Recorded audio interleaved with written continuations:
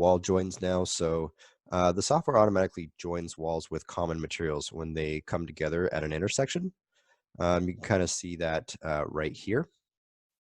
However, there are times when you don't want the walls to clean up, such as when one fire-rated wall butts into another, or when a wall touches a common surround, kind of like what you see right here. Okay, so this is the difference of what you might see when this wall runs into this wall. This is a joined wall. When this wall runs into this wall, and you notice it produces this line here, then this is not a joined wall. And the way that this was done, while you're creating the walls, by the way, so if I go up here and I say wall, there is an option right here that says join status, and I could tell it to allow or disallow joining right while I'm creating right away. Okay.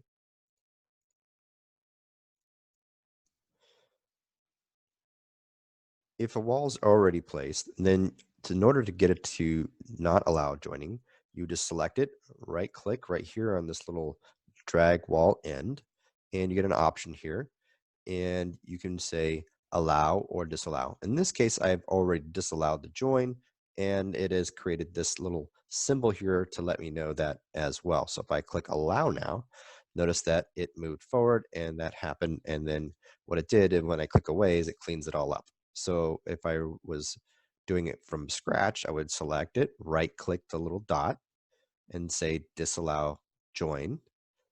And then I need to grab that grip and clean that up how I want it to actually be and where I want it to stop. To rejoin any of the walls, I can also click this here and click that little symbol, and it'll allow it and rejoin all that back together. And that way I don't have to drag all that back. It'll basically look exactly as it should. Something else of note, there is a thin wall and a thin line here. If you notice, if I toggle this off, the software automatically applies line weights to views, like as shown for this plan view right here. If a line weight seems heavy or obscures your work on the elements, then you can toggle the line weights in this quick access toolbar or in the view tab, where you can go to graphics panel right over here. And then there is the thin lines, or you can type TL, whatever your preference is. And you can see that when you press it, it toggles it on and off for you. So the thin line settings is remembered until you change it, even if you shut down or restart the software.